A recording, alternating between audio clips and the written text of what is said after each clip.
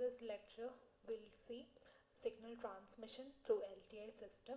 Also we can consider this as the analysis of an LTI system using DTFT. Okay, so in this what we are saying is, suppose we are given the input and the output of the system, then we can derive the expression for the transfer function and the frequency response of the given system. Also, if we are given the input and the transfer function of the system, then we can find the output of the system. Okay, suppose let x of n and y of n be the input and output of an LTI system with impulse response h of n.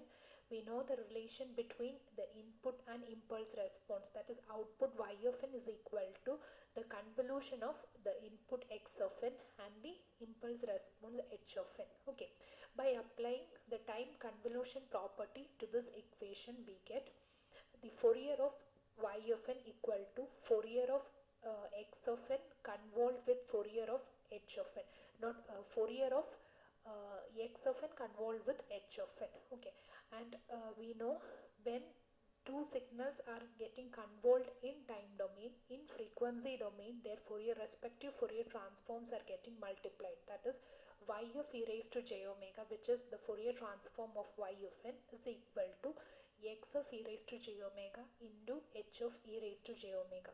X of e raised to j omega is the Fourier transform of x of n, and h of e raised to j omega is the Fourier transform of h of n. Therefore, h of e raised to j omega is equal to y of e raised to j omega divided by x of e raised to j omega, and this h of e raised to j omega is the frequency response or the transfer function of the system, and that is the ratio of the Fourier transform of output to the Fourier transform of the input. Now it is represented in block diagram form in this figure. That is, we have a system whose impulse response is h of n, the transfer function is h of e raised to j omega, input is x of n, its Fourier transform x of e raised to j omega, and the output y of n, whose DTFT is y of e raised to j omega. Okay, so the use of convolution property for LTI system, that is shown in this figure, and the equation for y of e raised to j omega, it can be expressed in polar form. We know y of e raised to j omega and the x of e raised to j omega and h of e raised to j omega all are complex terms. Therefore, we can express those in polar form like this. That is, modulus of y of e raised to j omega, which is the magnitude part, into e raised to j angle of y of e raised to j omega, that is equal to, in the right side we have expressed the x of e raised to j omega and h of e raised to j omega in polar form. So we know the magnitudes of these two terms, that is x of e raised to j omega and modulus of h of e raised to j omega, can be multiplied together, and when we consider the phase angles, the angles can be added together to get e raised to j into, within bracket, angle of x of e raised to j omega plus angle of h of e raised to j omega. Therefore, when we compare the left hand and the right hand side of this equation, the magnitude is modulus of y of e raised to j omega, that is equal to modulus of x of e raised to j omega into h of e raised to j omega.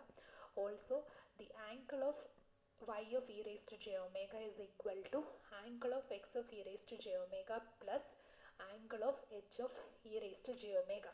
Okay, so this can be expressed, the meaning of these equations can be expressed in this manner. That is, during transmission, the input signal magnitude spectrum, that is modulus of x of e raised to j omega, it is getting changed to modulus of x of e raised to j omega into modulus of h of e raised to j omega. Similarly, the input signal phase spectrum, which is angle of x of e raised to j omega, is getting changed to angle of x of e raised to j omega plus angle of h of e raised to j omega. An input signal spectral component of frequency omega is modified in amplitude by a factor modulus of h of e raised to j omega, that is, a magnitude is getting changed by this factor and is shifted in phase by an angle of h of e raised to j omega. Okay, therefore clearly modulus of h of e raised to j omega is the magnitude response, and angle of h of e raised to j omega is the phase response of the system, and h of e raised to j omega is called the frequency response of the system. Next is response to complex exponential. That is, here we will see a special case, that is when the input applied to the system is of the form x of n is equal to e raised to j omega 0 n. That is a complex exponential. Then what is going to be the output? We can express it as a standard result. That is, the response of an LTI system to an exponential input leads to a characterization of system behavior that is termed the frequency response of the system. This characterization is obtained in terms of the impulse response by using convolution and an exponential input signal. Let the impulse response of a system be h of n and the input be x of n equal to e raised to j omega 0 n, which is again a complex exponential. Then we know the output y of n is h of n convolved with x of n, and here they have written the equation of convolution of two signals, that is summation m equal to minus infinity to infinity h of m x of n minus m, and in the place of x of n minus m they have substituted e raised to j omega 0 into n minus m, and this e raised to j term can be divided into two terms, that is e raised to minus j omega 0 m into e raised to j omega 0 n, and therefore y of n is equal to, see, this is summation m equal to minus infinity to infinity h of m into e raised to minus j omega 0 m. It is nothing but h of e raised to j omega 0, that into e raised to j omega 0 n. So if we consider this expression of the output, in the right side e raised to j omega 0 n is nothing but the input x of n. So when we have applied a complex exponential as input signal, the output is that complex exponential multiplied with h of e raised to j omega 0. That is, the output of the system is thus a complex sinusoid of the same frequency as the input multiplied by the complex number h of e raised to j omega 0. Now, an interpretation of this sinusoidal steady state response is obtained by writing the complex valued frequency response h of e raised to j omega 0 in polar form. That is, we know h of e raised to j omega 0, its polar representation is modulus of h of e raised to j omega 0 into e raised to j angle h of e raised to j omega 0, where modulus of h of e raised to j omega 0 is the magnitude response, and angle of h of e raised to j omega 0 is termed the phase response of the system. Now, when we substitute this expression of h of e raised to j omega in the equation of y of n, we get it as y of n is equal to modulus of h of e raised to j omega 0 into e raised to j, the angle part is e raised to j omega 0 n plus angle of h of e raised to j omega 0. And here the system thus modifies the amplitude of the input by modulus of h of e raised to j omega 0 and the phase by angle of h of e raised to j omega 0. Knowing h of e raised to j omega 0, we can determine whether the system amplifies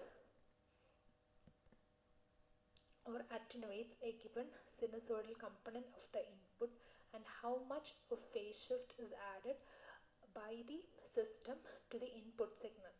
Therefore, we say the complex sinusoidal, which is x of n equal to e raised to j omega 0 n, as the eigenfunction of the system associated with the eigenvalue h of e raised to j omega 0. Now, an eigenfunction of a system is an input signal that produces an output that differs from the input by a constant multiplicative factor. Clear? Now we are moving to certain problems. The first question: consider a causal LTI system that is characterized by the difference equation y of n minus 3 by 4 y of n minus 1 plus 1 by 8 y of n minus 2 is equal to 2 into x of n. Find the frequency response h of e raised to j omega and the impulse response h of n of the system find the response y of n if the input to this system is given as x of n is equal to 1 by 4 raised to n into u of n. So in this question we are given a difference equation, a representation of an LTI system, and we are asked to find the frequency response and the impulse response. Also we have to find the output y of n when this input signal x of n is applied as input. Okay, so consider the difference equation which is given in the question. Taking dTft on both sides of this equation, we get y of a raised to j omega minus 3 by 4 into dTft of y of n minus 1 using the shifting property. It is y of e raised to j omega into e raised to minus j omega plus 1 by 8 into y of e raised to j omega into e raised to minus j2 omega equal to 2 into x of e raised to j omega. Grouping the terms and taking y of e raised to j omega outside, we have this expression. Therefore we know the frequency response h of e raised to j omega is y of e raised to j omega divided by x of e raised to j omega, and that is equal to 2 divided by 1 minus 3 by 4 e raised to minus j omega plus 1 by 8 e raised to minus j2 omega. Okay, now we need to find h of n, the impulse response. So we have to take the inverse dTft of this h of e raised to j omega. In order to take the inverse, we are factorizing the denominator. Therefore h of e raised to j omega is 2 divided by 1 minus 1 by 2 e raised to minus j omega into 1 minus 1 by 4 e raised to minus j omega. Now we are going for partial fraction expansion. So we are going to just substitute this e raised to minus j omega as p so that we can do it easily. Therefore h of e raised to j omega is 2 divided by 1 minus 1 by 2 p into 1 minus 1 by 4 p. Using partial fraction expansion, we get it as a1, we are writing it as a1 by 1 minus 1 by 2p plus a2 by 1 minus 1 by 4p, and a1 and a2 values are obtained as 4 and minus 2. Therefore h of e raised to j omega is 4 divided by 1 minus 1 by 2 e raised to minus j omega minus 2 divided by 1 minus 1 by 4 e raised to minus j omega. Now we can directly, both the terms are in standard form, we can directly take the inverse dTft and it is obtained as h of n equal to 4 into 1 by 2 raised to n into u of n minus 2 into 1 by 4 raised to n into u of n. Now the dTft, we need to find the output for the input x of n equal to 1 by 4 raised to n into un. When we take the dTft of x of n, we get it as x of e raised to j omega equal to 1 divided by 1 minus 1 by 4 into e raised to minus j omega. Therefore y of e raised to j omega is x of e raised to j omega into h of e raised to j omega. When we multiply, we get this expression for y of e raised to j omega. Now using partial fraction expansion, this can be expanded and we get these expression, that is, it is having three different terms. Now in order to get y of n, we need to take the inverse Fourier transform. We can see the inverse of the first term, it is minus 4 into 1 by 4 raised to n into un, that is sigma, and the second term, it is we have 1 minus 1 by 4 e raised to minus j omega square in the denominator. So using this property, it is n plus 1 into 1 by 4 raised to n into un. It is 1 by 1 minus 1 by 4 e raised to minus j omega the whole square. Therefore we get it as y of n expression is obtained in this form, that is using the property for the second term. Third term, we can directly write the inverse. It is in standard form. It is 1 by 8 into 1 by 2 raised to n into u of n. Only the second term we are using this multiplication by n property, that is n into x of n, its dtft is j into dx of omega by d omega. Okay, thank you.